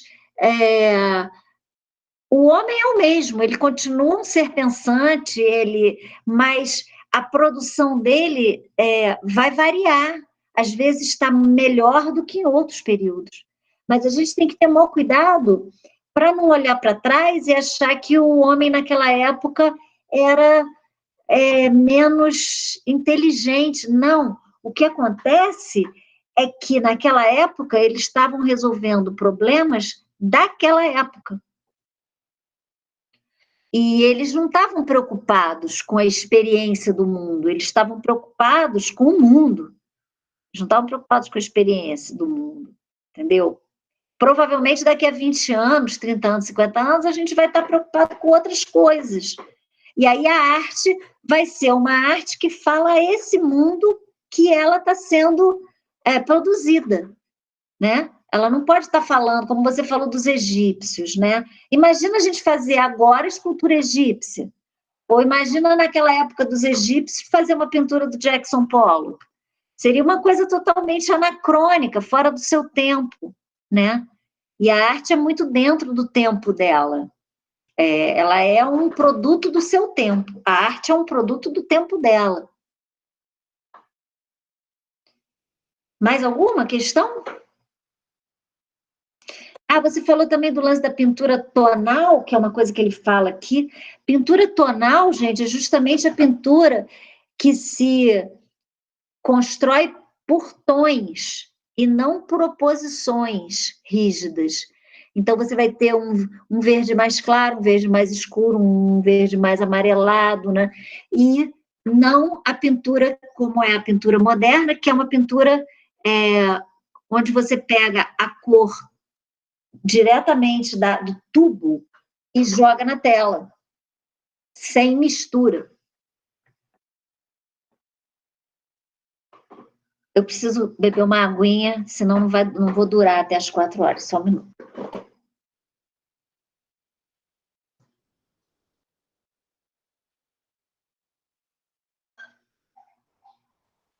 Oi, João, seu bonito. O quê? Oi. O que é? Bom, A Cláudia veio me dar um oi aqui. Eu estou brincando com o João. Bom, então a gente parou aqui, a transformação do mundo visível em cores. Isso aí é aquilo que eu expliquei para vocês. O artista impressionista, ele se dá conta de que o mundo só aparece aos olhos da gente porque existe a luz. E o mundo só aparece através das cores. A coisa, por exemplo, isso aqui só é isso aqui porque ele é verde. Entendeu? A gente vê ele como verde. Se não tivessem as cores, tudo seria transparente. Ou seja, a gente não veria as coisas. Elas seriam todas transparentes. Olha que loucura. Imagina um mundo transparente. Então, a partir dessa ideia, começa a surgir a ideia da opacidade do mundo.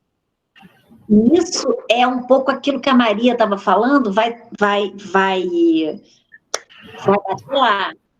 Porque, por exemplo, olha que legal. Quando você tem uma pintura assim, quer ver? Vou pegar uma coisa aqui bem representativa disso.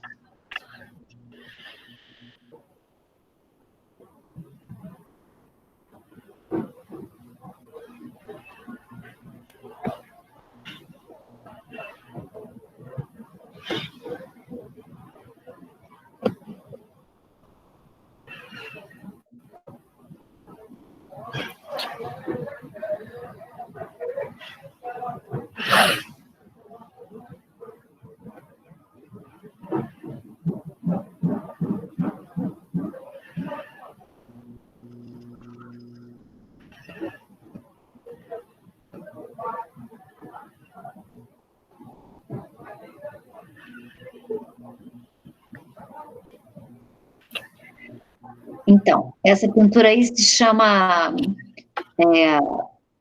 A Abdução das Mulheres Sabinas.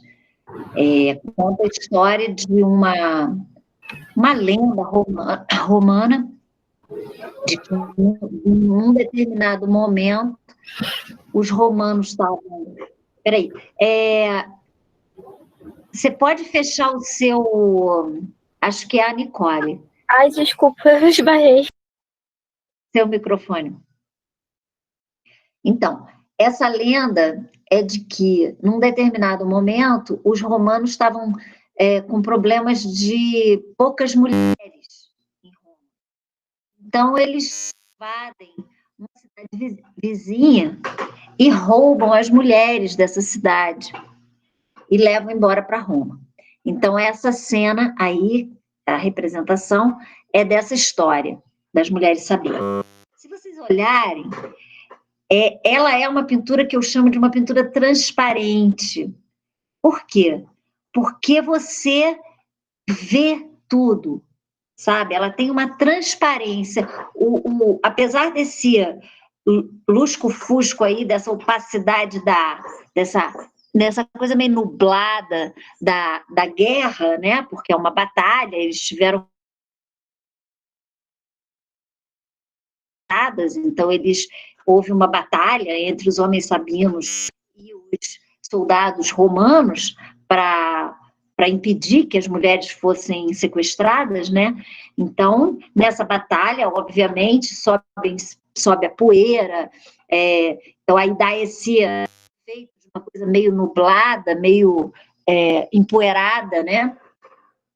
Mas, mesmo assim, a gente vê a cena, tem uma transparência que dá para a gente ver tudo que ela traz, tá? E aí, quando a gente parte para a pintura, essa pintura moderna, essa pintura onde o mundo se transforma em cores, né?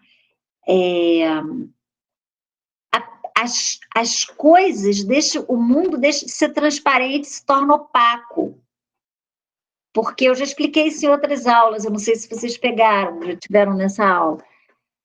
Por exemplo, o espaço, o que existe entre eu e o mundo é um espaço que a gente pensa nesse espaço como uma coisa transparente, né? Só que não, se tudo é cor, esse espaço ele é colorido pelas coisas que estão ao redor. Por exemplo, vocês estão aí, olha para o lado, entre você e a parede que vocês estão vendo, existe um espaço, certo? Só que esse espaço, na sua cabeça, ele é transparente, mas no seu olho, ele é da cor da parede que está atrás. Entende? Com esses objetinhos todos que estão aí ao redor de vocês. Olha só se não é.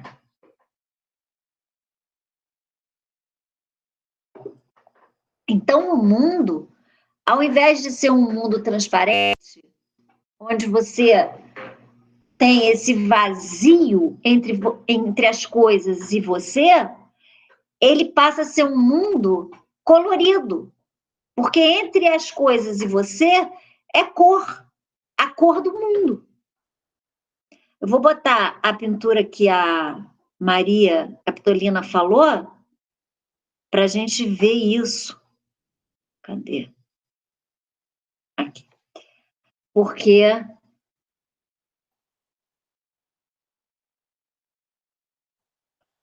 aqui dá para ver isso muito bem.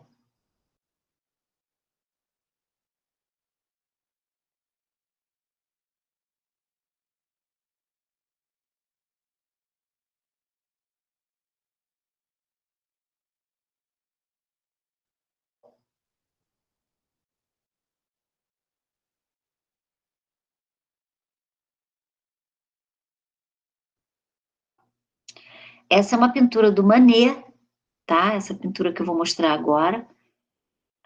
Edouard Manet. Cuidado para vocês não confundirem com Monet, que é outro pintor, é Claude Monet e Edouard Manet.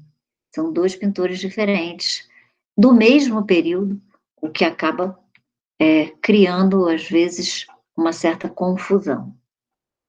O que acontece aqui? Aqui acontece exatamente isso que eu estava dizendo. Olha só, como é que o espaço aqui ganha a cor dos objetos e das pessoas que estão dispostas nesse espaço. Então, você não tem esse vazio que você tinha com a pintura mais clássica, com aquela pintura que a gente viu antes, que era uma pintura também do Davi, o mesmo artista que fez A Morte de Sócrates.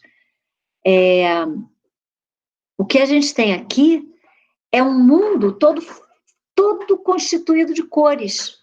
É um mundo, como eu chamo de um mundo opaco, e não mais de um mundo transparente. Dá para ver isso que eu estou falando? Dá para visualizar isso? E isso, claro, tem a ver com a questão da perspectiva e tem a suspensão da perspectiva, né, da dissolução da perspectiva, da eliminação da perspectiva. Mas como que ele elimina a perspectiva? Que é isso que o Mário Pedrosa está tentando explicar. Elimina a perspectiva através da transformação do mundo em cores.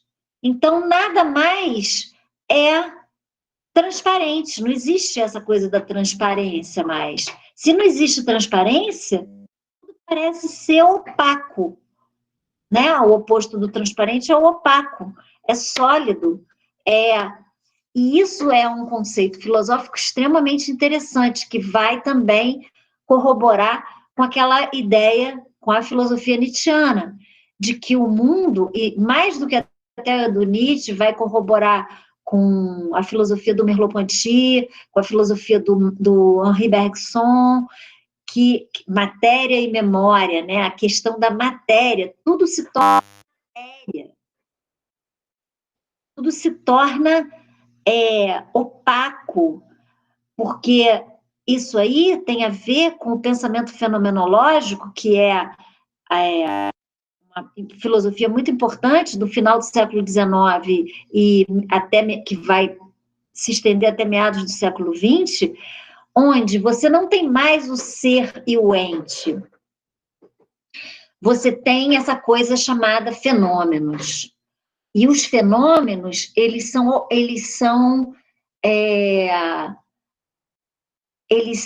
o próprio embate dos entes no real. Porque se vocês lembram da aula passada e das outras aulas que eu vim falando, sobre a diferença entre o ser e o ente, o ser, ele está muito mais, ele é a ideia, a essência das coisas. E o ente, ele é essa ideia materializada e existente no mundo. O que os fenomenólogos, né, homens como Merleau-Ponty, isso começa com o Edmund Husserl. Escreve assim que eu vou escrever aqui para vocês.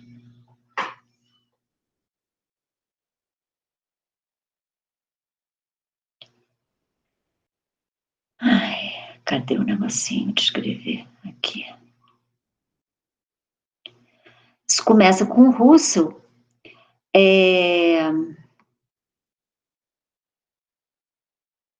Que não está coisando. Com isso que ele chama de fenomenologia. Ele é o pai da fenomenologia.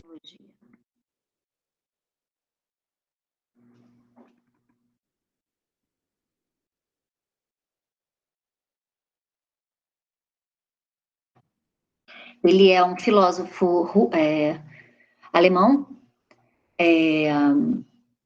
que vai ser, inclusive, o orientador do Heidegger, que é um outro filósofo, provavelmente o filósofo mais importante do século XX.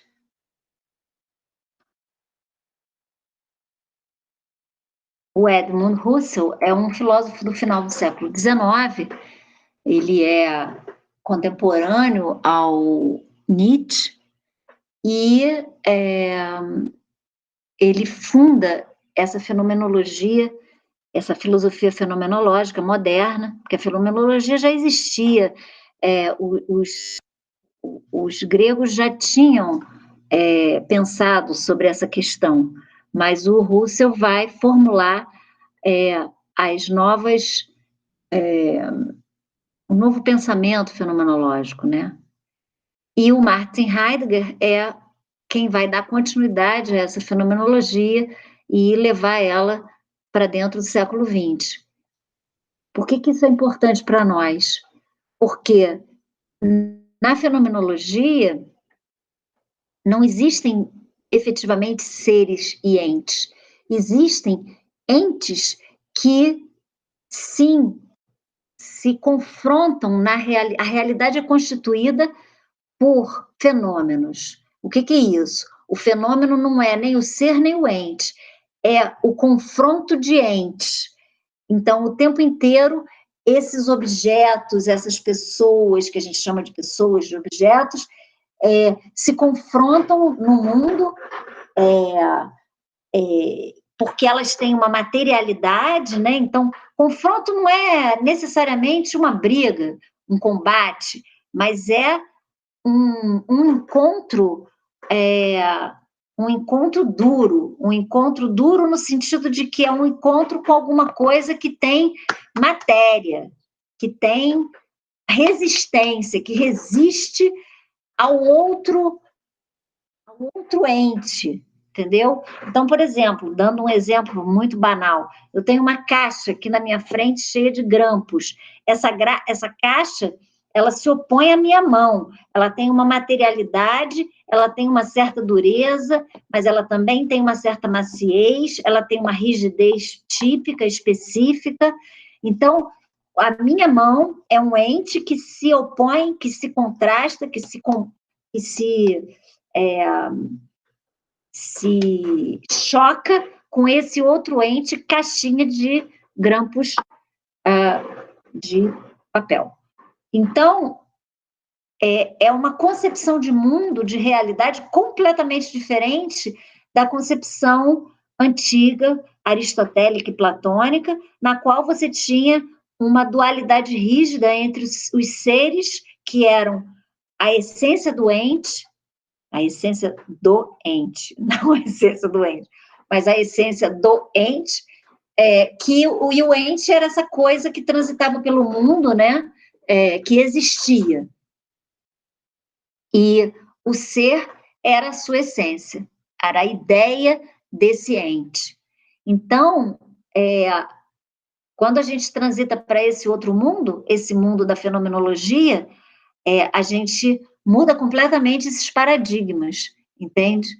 E a gente passa um mundo onde você tem um mundo de impacto entre matéria.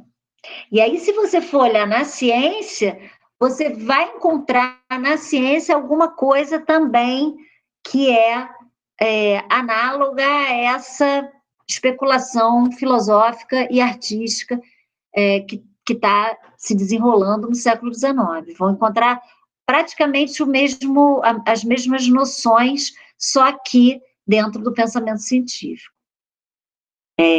Átomos, por exemplo. Átomos isso. Os átomos são coisas energéticas, né, que se confrontam continuamente. São coisas, não, né? São energias, são sei lá o que chama. Como é que chama o átomo? Chama átomo, né? Mas é uma partícula, uma coisa energética que se confronta entre si o tempo inteiro. Então, essa é um pouco a ideia, assim, inicial dessa história aí. Bom, eu vou parar agora, porque já são 4 horas, e quem não leu o texto pode fazê-lo agora, nesse horário que dá um tempo, toma um cafezinho, uma água, e de repente, depois de toda essa explicação, vai ficar também mais fácil entender o texto, né? E aí a gente já pode, na próxima aula, fazer até um exercício de análise de obra de arte e ver como que vocês absorveram esses conceitos e como vocês podem expressar isso de forma escrita. Ok? Ok. Valeu, gente. Então, a gente se vê na semana que vem. E um fim de semana com vocês. Espero que semana que vem tudo esteja na mais plena ordem aqui no campo da tecnologia. Se Deus Tá? quiser. Boa tarde a todos. Nossa tarde. gravação vai estar disponível, vou passar para vocês o link depois, tá? Tá, muito obrigada, professora. Boa tarde. Boa tarde, João. Tchau, meninas. Gente, Maria, João, tchau, meninas. Até.